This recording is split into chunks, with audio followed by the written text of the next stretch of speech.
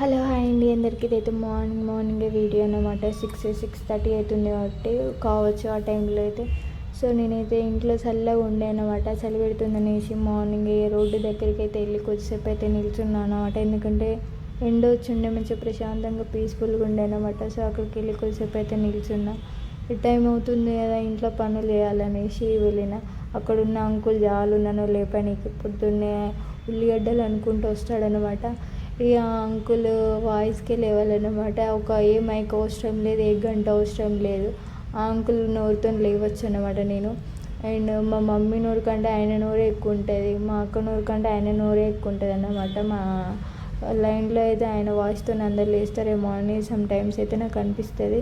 So morning లేవడానికి గల కారణం ఏంటి అంటే మా మమ్మీ మా డాడీ అయితే లేరన్నమాట. మా ఇంటి దగ్గర ఒక ముసలమ్మాయి చనిపోయింది. సో అక్కడికైతే వెళ్ళారన్నమాట. మా అక్క మా చెల్లి అయితే హైదరాబాద్కి వెళ్ళారు. హైదరాబాద్కి ఎందుకంటే కాలేజ్ వర్క్ మీద అయితే వెళ్ళారు. కాలేజ్ వర్క్ ఏంటి అంటే ఈ మధ్యన రూల్స్ అండ్ రెగ్యులేషన్స్ అన్నీ చేంజ్ అయినాయి కదా. సో అకౌంట్లో మనీ పడినాయి అని అంటే మా చెల్లె పాపం ల్యాబ్ మిస్ చేసుకుని మరి హైదరాబాద్కి అయితే వెళ్ళింది. మార్నింగ్ బాధ అనిపించింది. సో ఆ బాధ కింద నా బాధ ఎంత అనేసి నేను అనుకున్నా. కాకపోతే దాని బాధ కంటే నా బాధనే ఎక్కువ. ఏంటంటే ఇంట్లో పనులన్నీ చేయాలి. ఇప్పుడు ఇక చేయకపోతే ఇంట్లో పెద్దలు వచ్చాయి అన్నమాట. సో ఇంట్లో పనులు చేయవ గాడిదలాగా పెరిగినావు అనేసి నన్ను తిడతారు అన్నమాట. ఆ తిట్ల కంటే పని చేసుకోవడం బెటర్ అనేసి నా ఫీలింగ్. ఇంట్లో పనులు అయితే చక్కచక్కగా మంచిగా గుడ్ అమ్మాయిలాగా మంచి అమ్మాయిలాగా ఇంట్లో పనులు అయితే అన్నీ కంప్లీట్ చేశాను విత్ ఫుడ్తో సహా. ఇక అవన్నీ చేసరికి నాకు 9:30 అయింది. అబ్బా ఇంట్లో పని చేసి ఇప్పుడు బయట వర్క్కి కూడా వెళ్ళాలా అనేసి అనిపించింది. సో ఏం చేయలేము కాబట్టి మంచిగా ఫాస్ట్ అయితే ఫ్రెష్ అప్ అయ్యి మంచిగా రెడీ అవుదామనే లోపే ఫ్లిప్కార్ట్ అయితే వచ్చేసిండు. ఆర్డర్ వచ్చిందనేసి ఏంటిదో కాదు ఆర్డర్, నా ఫోన్ పౌచ్ అన్నమాట. ఆ ఫోన్ వాడుతున్నా కానీ ఫోన్ పౌచ్ వాడట్లేదు. ఆల్రెడీ కొన్న 1 వీక్ కూడా కాలేదు, ఒకసారి ఆల్రెడీ కింద పడింది. మళ్ళీ అసలుకే డబ్బులు లేవు కదా అనేసి ఫోన్ పౌచ్ అయితే ఆర్డర్ అయితే పెట్టుకున్నా.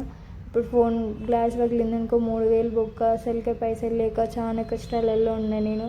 ఆ ఫీలింగ్ ఆ బాధ గుర్తుకొచ్చి ఫోన్ పౌచ్ అయితే ఆర్డర్ అయితే పెట్టేసుకున్నా.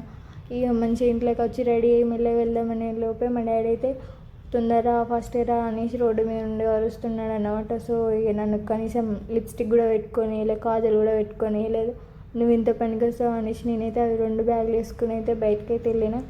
స్కూటీ మీద కూర్చొని మంచిగా కెమెరా ఆన్ చేసుకొని ఆ లిప్స్టిక్ కాజల్ అన్నీ మేకప్ వేసుకుంటాం మెల్లగా రోడ్డు మీద అయితే వెళ్ళిపోయింది అనమాట.